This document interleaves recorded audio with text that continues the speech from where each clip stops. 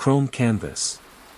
The perpetual drizzle of Neo-London was a familiar presence, a fine, cool mist that clung to the grimy facades of ancient brick buildings and slicked the gleaming chrome towers that pierced the smog-choked sky. It was a city of profound, almost jarring contrasts, the historical grit of its past, etched in every weathered stone and narrow, winding alley, overlaid with the cold, precise lines of its augmented future. The air itself seemed to hum with a constant whisper, the automated traffic of hovercars gliding through elevated pathways, the distant thrum of massive power conduits channeling unimaginable energy, and the low, almost subliminal pulse of ubiquitous data streams, a ceaseless, invisible river of information flowing through every circuit and every mind. This complex, living, breathing urban tapestry was the canvas for Lyra. Lyra moved through this urban tapestry like a shadow, often draped in a long, dark, waterproof synth trench coat. Its fabric, a muted charcoal gray, seemed to absorb the city's dim, diffused light, allowing her to blend seamlessly into the shifting crowds. Beneath it, her clothes were practical, chosen for unobtrusive movement and resilience in the city's often harsh environment, worn, dark synth denim trousers, thick enough to resist stray sparks or sharp edges, and a high-collared, insulated jumper of a similar muted tone, providing warmth against the perpetual chill. Every seam, every buckle, every fold was designed for comfort and the ability to disappear into the city's forgotten alleys or to navigate its bustling thoroughfares unnoticed. Her most striking feature, however, was her left arm. It was not flesh and bone, but a masterpiece of gleaming, articulate chrome, polished, segmented plates that moved with a fluid, almost impossible grace, ending in a hand whose every joint seemed to hum with contained power. It was her bionic arm, an extension of her will, her primary tool for expression, her very soul made manifest in gleaming metal. Tonight, Lyra was in the Shoreditch Weave, a labyrinthine district that had somehow clung to its bohemian spirit despite the creeping expansion of corporate influence. It was known for its tangled network of narrow streets, many too constricted for even the smaller hovercars, forcing foot traffic to wind through them like slow rivers. Converted warehouses, their brickwork scarred by centuries of weather and neglect, stood shoulder to shoulder with newly erected, but already grime-streaked, residential blocks. The most defining characteristic of the Weave, though, was the vibrant, often illegal, street art that coated every available surface, a chaotic symphony of spray paint, holographic projections, and bioluminescent mosses cultivated by rebel artists. The air here was a rich, complex blend. The damp brick smell of ancient foundations, the faint, sweet-sour scent of spilled synth ale from the automated pubs, and the sharp, metallic tang of aerosol paints, a constant reminder of the district's creative pulse. Holographic adverts for corporate entertainment, usually reserved for the gleaming towers, flickered intermittently here, casting fleeting, sickly green glows onto the walls, their corporate messages quickly swallowed and overwhelmed by the omnipresent drizzle and the visual noise of the Weave. Lyra stopped before a particularly drab, disused power station wall. Its ferrocrete surface was vast, a monumental blank slate scarred with ancient, barely legible graffiti, faded by time and acid rain, rendered meaningless by layers of subsequent tagging. This would be her new canvas. She pulled the hood of her trench coat deeper over her face, the soft fabric brushing against the subtly augmented audio receivers nestled within her ears, filtering out the unnecessary urban din, allowing her to focus. From a specially designed pouch on her hip, crafted from reinforced synth leather, she withdrew a series of compressed paint cartridges. These weren't ordinary paints. They were neuropigments, a cutting-edge, highly illegal technology. Each microvial was filled with a viscous, shimmering liquid imbued with microscopic, self-replicating nanites that, when applied, subtly modulated local data streams, creating an almost imperceptible, subliminal effect on viewers. It was a secret technology, salvaged by the echoes from forgotten military projects designed for psychological warfare, and painstakingly refined by Lyra into an art form. The nanites were dormant until released, only activating upon exposure to the air and a specific resonant frequency emitted by her bionic arm. Her bionic arm whirred softly as she activated its internal systems. A faint, internal light, a cool blue, shimmered through the chrome segments of her forearm and hand, illuminating the intricate wiring beneath translucent panels. Her fingertips extended, transforming with an almost silent click into fine, precise nozzles, each one capable of dispensing a different color and texture of nanopigment. She began to work, her movements practiced, fluid, almost a dance choreographed by years of dedication. The nanopigments hissed onto the cold, damp wall, forming lines and shapes with astonishing speed and detail, the nanites instantly binding to the ferrocrete.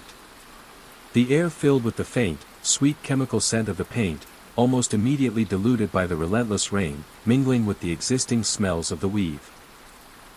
Her latest mural was a departure from her usual subversive, but abstract, commentary on corporate control.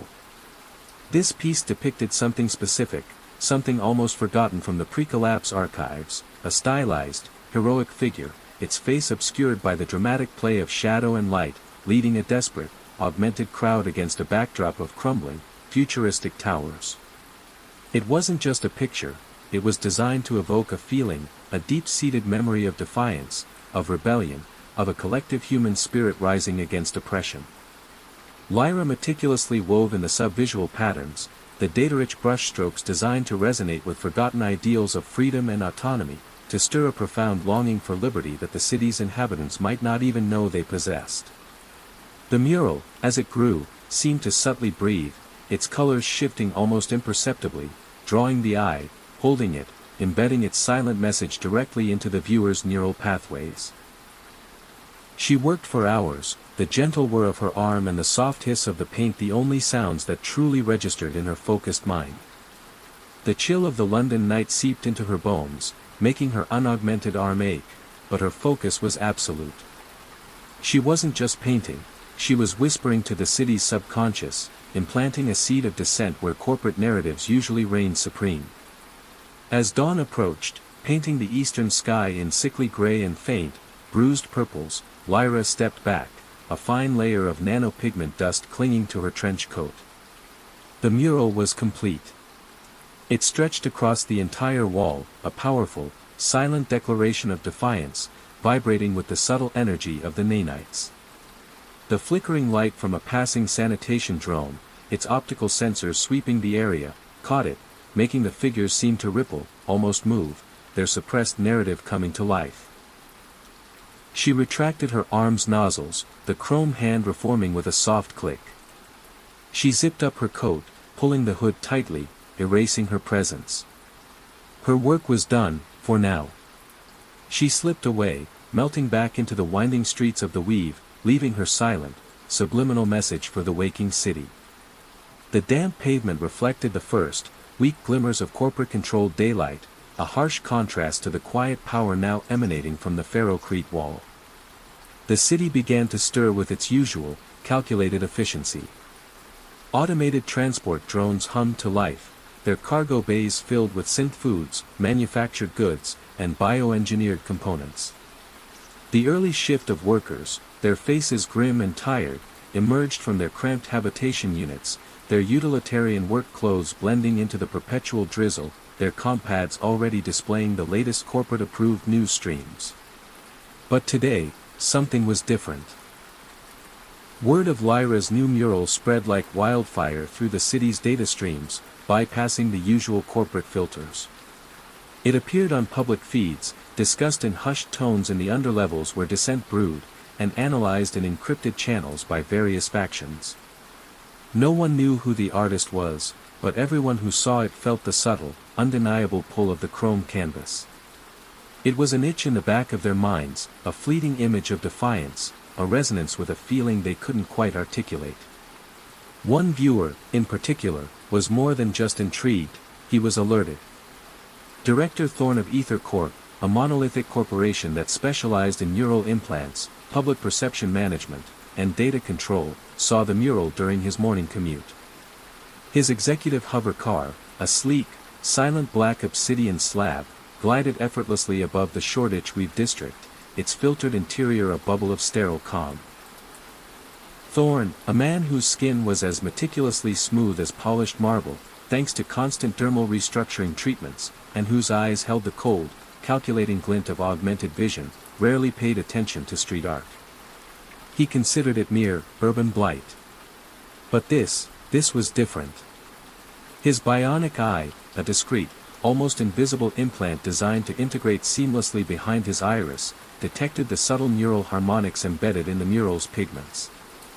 He saw the subliminal patterns, the carefully crafted visual resonance that subtly influenced viewers' emotional responses.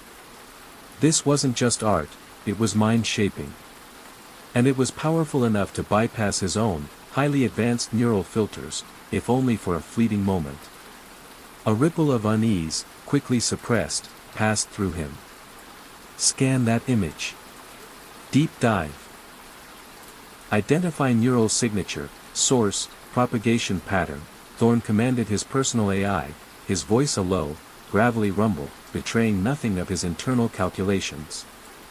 The AI, a soft, unobtrusive female voice, responded instantly, its data probes already swarming the city's networks. Find the artist. I want them working for Ether Corporation immediately. And discreetly. Thorn wasn't interested in art for art's sake. He saw a tool, a new frontier in public manipulation. Imagine, he mused, a city where every visual message could be imbued with Ether Corp's desired narrative. Total control over thought, over emotion, over memory itself. The possibilities were staggering. Meanwhile, in the deeper, forgotten networks of Neo-London, far beneath the corporate gleaming towers, another group also saw the mural. The Echoes, a clandestine resistance movement dedicated to dismantling corporate control and preserving the fragmented truths of human history, found Lyra's work electrifying. Their headquarters, a damp, perpetually flickering data bunker beneath the foundations of the old London Bridge, hummed with a different kind of energy. The air was thick with the scent of hot circuits and cheap synth coffee, mixed with the faint, organic smell of their repurposed bioluminescent power sources, grown in hidden alcoves. Rory, the Echo's lead archivist and strategist, a young woman whose face was framed by wild, unkempt synth braids that seemed to defy gravity, and whose fingers, tipped with salvaged data jacks, moved with furious speed across her glowing data slate, projected the mural onto the central screen. The image, even digitally rendered and transmitted through their aged systems, resonated deeply with their cause. This is it, Rory breathed, her voice raspy with excitement, a faint sheen of sweat on her brow from hours of intense data analysis. The forgotten narrative. The uprising. This artist, they understand. They know how to speak to the silent longing. The Echoes had been struggling for years to awaken the populace, to remind them of the freedoms and histories suppressed by corporations like Ether Corp, who actively rewrote historical records and controlled public discourse. Lyra's mural was a beacon, a catalyst, igniting a spark of memory that Ether Corp thought they had long extinguished. Find this artist, Rory ordered her team, her eyes shining with a mixture of hope and fierce urgency. Bring them to us. We need their skill. Their vision. This could be our turning point. Lyra, back in her cramped, anonymous habitation unit high in a forgotten residential block, felt the ripple of her work spreading through the city. She monitored the public feeds, seeing the mural's image proliferate, hearing the hushed discussions in underground forums. She saw the corporate news outlets begin their subtle counter-narrative, dismissing the mural as dangerous agitprop, a sign of its effectiveness. It was working. The city was stirred. But the attention was a double-edged sword.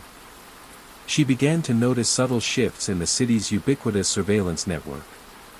Drones, usually predictable in their patrol patterns, were now lingering near her known haunts in the weave. Encrypted probes, faint but persistent, attempted to breach her personal comms, like tiny, invisible insects trying to find a way in. Someone was looking for her. Two someones, she suspected, with vastly different agendas. One night, as she was sketching new designs on a translucent data slate, its surface glowing softly in the dim light of her unit, her bionic arm humming gently with creative energy, her comms chirped. A heavily encrypted message, bypassing all known filters, appearing directly on her optical display. The sender was untraceable, yet the corporate sigil was subtly embedded within the metadata. We admire your work. Ether Corp is interested in your talents. Lucrative contract. Discretion guaranteed. Location provided for meeting. Come alone. Silence is golden. The message was signed with Thorne's personal digital signature, a subtle flourish of power. Ether Corporation. They had found her. An hour later, another message, equally encrypted, equally untraceable, appeared on her display. This one bore no sigil, but a series of ancient, pre-collapse symbols known only to a few underground groups. Your art speaks to us. The echoes need your voice. A chance to truly shape the future. No payment, but freedom. Location provided for meeting. Come alone. Be cautious. Truth sets us free. This message was unsigned, but its tone was raw, earnest. The echoes. The resistance. They had found her too. Lyra stared at the two messages, their glowing text stark against the dim, rain-streaked window of her unit. The soft, incessant drizzle outside her window seemed to mock her dilemma, a relentless reminder of the city's inescapable reality. She was a ghost, a shadow artist. Now, she was a prize, caught between two powerful, opposing forces. Ether Corp offered power, resources, and the seductive promise of legitimate influence, albeit for their own nefarious ends. They could give her access to technology she could only dream of, materials to create art on a scale previously impossible. The echoes offered a cause, a chance to fight for something real, to truly dismantle the system she railed against, but at immense personal risk, with no promise of safety or reward beyond the satisfaction of a fight well fought. She ran a hand over her chrome arm, its cool, smooth surface a mirror to her internal conflict. This arm, her art, her very identity, had made her visible. And now, she had to choose.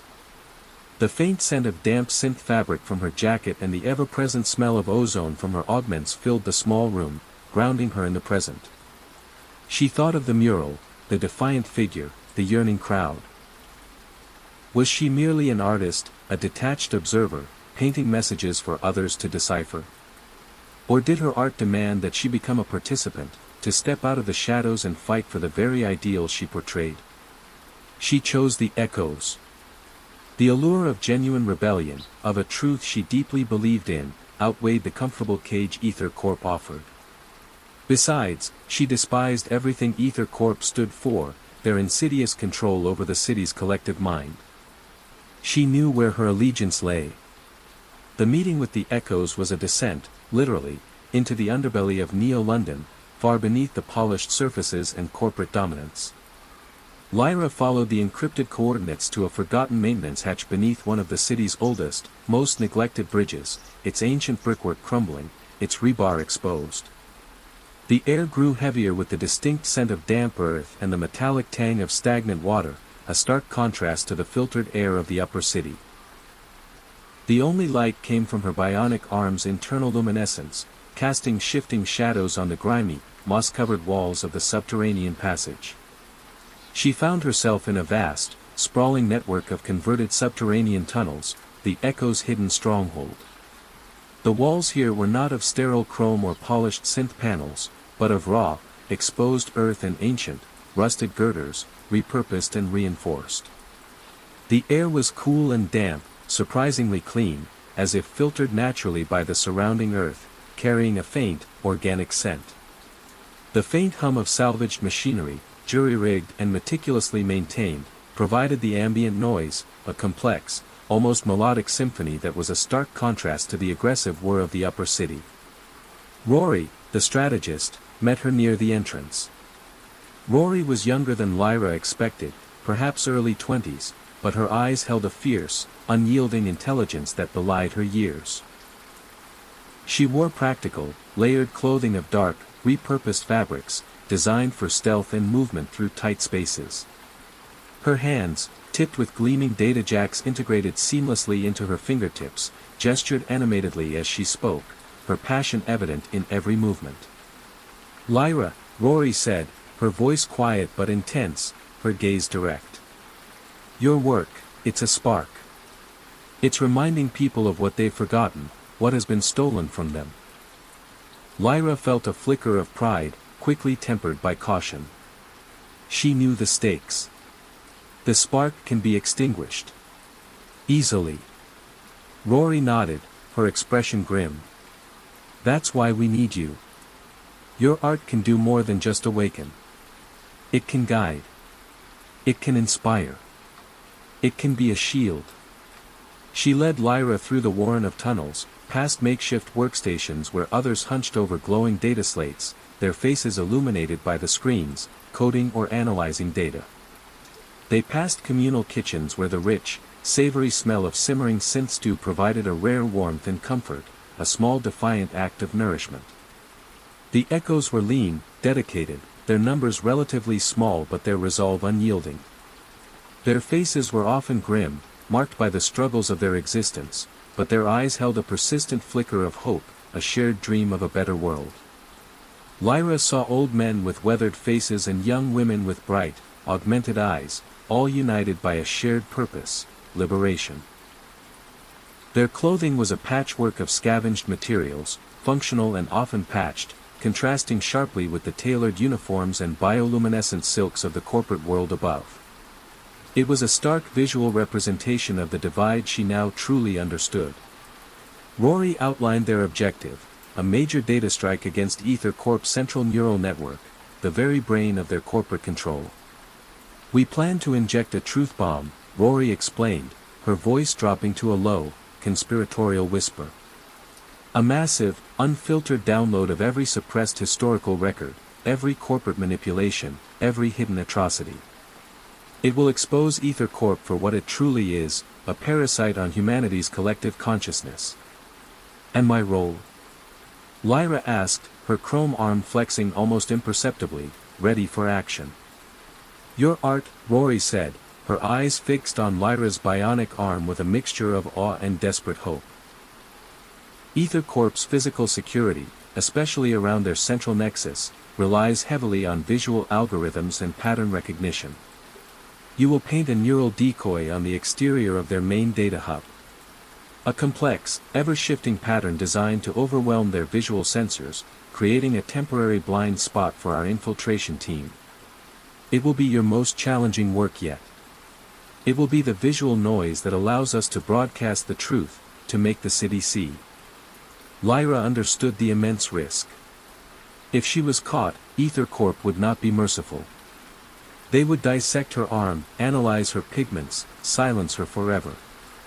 But the thought of her art being used for such a profound purpose, to break through the corporate lies that choked the city's soul, filled her with a fierce, almost zealous determination.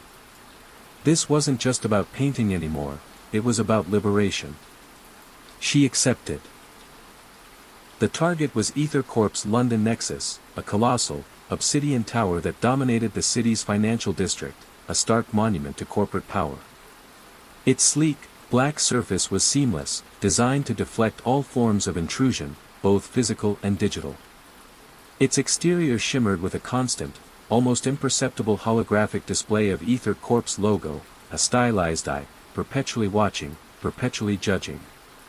Lyra, disguised in a standard sanitation worker's synth overalls, their fabric thick and stained to blend in, her bionic arm carefully concealed beneath a bulky, insulated glove, approached the Nexus under the cover of a simulated power grid malfunction orchestrated by the Echoes.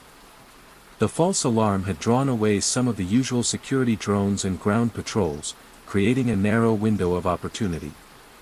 The drizzle, as always, was a constant companion, slicking the ferrocrete roads and adding to the oppressive atmosphere. She moved with a nervous energy that thrummed beneath her calm exterior, her senses heightened. The air around the Nexus was different, colder, charged with the hum of immense power and the silent vigilance of hidden sensors. She could almost feel the weight of countless unseen surveillance cameras, their digital eyes fixed on every movement within their vast field of vision. The rhythmic pulse of the Nexus's internal systems resonated through the very ground beneath her worn boots. Her designated infiltration point was a maintenance access panel 50 meters up the tower, almost invisible against the seamless black surface. It was accessible only by a retractable scaffold usually reserved for drone-assisted repairs. The scaffold hummed softly as it lowered from a hidden recess, the sound almost lost in the city's drone and the distant wail of emergency sirens. Once on the scaffold, suspended high above the gleaming, rain-slicked streets, Lyra began her work. She pulled off the bulky glove, revealing her chrome arm, now glistening with a faint sheen of oil and condensation. She selected her most potent neuropigments, their vials glowing with an inner, ethereal light as she prepared them. This was not an artistic expression in the traditional sense, it was a digital weapon, painted with nanites. Lyra worked with frantic precision, her bionic arm moving like a blur of polished metal, responding to her every thought with perfect, seamless efficiency. She painted intricate, fractal patterns, shimmering with every color of the spectrum, designed to be visually chaotic, a digital noise intended to overwhelm Ether Corp's recognition algorithms and sensor arrays. The nanites in the paint pulsed, actively jamming the local sensor network, creating a localized field of visual and data interference. The cold, sterile air at this height whipped around her, chilling her to the bone, but she barely noticed. Below, the city was a sprawling, glittering carpet of neon lights, suddenly seeming small and vulnerable. As she worked, the large, stylized eye of Ether Corp's holographic logo, typically projected perfectly onto the Nexus's surface, began to visibly glitch. The single, watchful eye fractured into 1,000 shimmering fragments, then melted into a swirling vortex of colors and static. A subtle, almost imperceptible hum of distress emanated from the tower itself, a digital groan of a system under assault. It was working. Suddenly, a piercing red alarm blared across the city's comms, tearing through the simulated comm. Unauthorized access at Ether Corp Nexus. All units respond. Level 1 threat detected. The message repeated, its urgency escalating. Too late. The Echo's infiltration team was already in. Lyra's art had created the window. Lyra, still on the scaffold, felt a sharp jolt as the hidden sensors in the Nexus switched to high alert, their probes attempting to pierce her neural decoy. The mural, her chrome canvas, rippled violently, the nanites struggling to maintain the visual chaos against the overwhelming surge of data attempting to counter them. Her bionic arm strained, its internal motors whining softly. Then, the scaffold beneath her began to retract, pulling her upwards with alarming speed, trapping her against the seamless wall of the Nexus. It was Thorn. He had detected her, likely through some obscure, non-visual sensor or by sheer computational brute force. A small, sleek drone, armed with a high-intensity sonic cannon, materialized from a hidden panel in the Nexus wall, its optics glowing with a malevolent, pulsating red. It aimed directly at Lyra, a silent, deadly predator. She knew this was it. She couldn't escape. Her escape route was gone. But her art had bought the Echo's precious time. She thought of the promise she'd made, of the truth now being unleashed. She thought of the seed pod, the faint glow of the neon nectar in Kaito's hand, another fragile promise of a real future. Then, another drone, this one smaller, faster, its chassis a patchwork of salvaged parts, slammed into the corporate drone, sending it careening away in a shower of sparks and metal. It was an Echo's drone, a repurposed surveillance unit, its own optics glowing with a defiant, vibrant blue. And from its comms, a familiar, synthesized whisper, distorted but clear, crackled through the air, Lyra. Hold on. We're nearly there. Dreamweaver. A surprise. The Echo's drone engaged the corporate drone in a desperate, aerial dogfight, a dazzling ballet of light and energy against the bleak London sky. Explosions blossomed in the air, echoing like distant thunder. And then, from the depths of the Nexus, a tremor. A deep, resounding thump, followed by a series of cascading power fluctuations that rippled across the city. The holographic advertisements on every building flickered wildly, then died, plunging vast swathes of Neo-London into sudden, disorienting darkness, a black void broken only by the distant, garish glow of the industrial zones. The truth bomb had detonated. On every deactivated public display, every blank screen, a single, flickering image began to appear, fragments of suppressed history, of real faces, real suffering, real resistance. The raw, unfiltered data of Ether Corp's lies, their manipulations, their hidden cruelties, now visible to all, bypassing every censorship filter, burned into the collective consciousness. A collective gasp swept through the city below, a wave of stunned realization, followed by a confused, then angry roar from the newly enlightened populace. The Nexus itself roared, a deeper sound of profound distress, like a dying beast. Its flawless black surface began to shimmer, then fracture. Not physically, but digitally. The beautiful, chaotic patterns of Lyra's mural, her neural decoy, now began to actively corrupt the Nexus's exterior, turning its sleek surface into a chaotic, unsettling visual cacophony of conflicting data, a monument to their own exposed lies. Lyra felt the scaffold shake violently. It was collapsing, pulled apart by the failing Nexus systems, its internal mechanisms seizing and grinding. She was falling, slowly at first, then with increasing speed. Her bionic arm, however, had an internal grappling hook, a backup feature rarely used. With a desperate, instinctual surge of power, she fired it. The hook embedded itself with a thunk into the crumbling ferrocrete of the Nexus's upper structure, just before a massive section of the wall began to peel away. She hung precariously, suspended by a single chrome limb, the wind whipping around her, the cold rain stinging her face, blurring her vision. From below, she heard Thorn's furious roar, amplified by his comms. "She's still alive. Get her. Do not let her escape." His voice was filled with a chilling mix of rage and desperation. But the chaos was spreading. The city was in an uproar. Automated vehicles had ground to a halt, causing massive gridlock on the elevated roadways, their collision alarms blaring. Crowds gathered below the Nexus, staring up at the flickering screens, their faces illuminated by the newly revealed truths flooding their minds, their murmurs growing into a collective roar of disbelief and anger. The sirens were now deafening, echoing from every district. Lyra hauled herself up, inch by agonizing inch, her bionic arm straining, its internal hydraulics groaning. The muscles in her unaugmented shoulder screamed in protest, but she ignored the pain. She had to get off the Nexus. Just as she reached a small, crumbling ledge, barely wide enough for her boots, a massive, black hover car, sleek and silent, materialized out of the rain, seeming to defy the laws of physics. It hovered just meters from her, its hidden thrusters silently battling the strong winds. The passenger door hissed open, revealing a dark, almost featureless interior. "Get in, Lyra," a familiar, synthesized whisper came from within. Dreamweaver. There was a faint sense of urgency in the usually impassive voice. She didn't hesitate. With a final, desperate lunge, fueled by adrenaline and the sheer will to survive, she pulled herself into the hover car. The door hissed shut behind her, sealing her off from the storm and the chaos.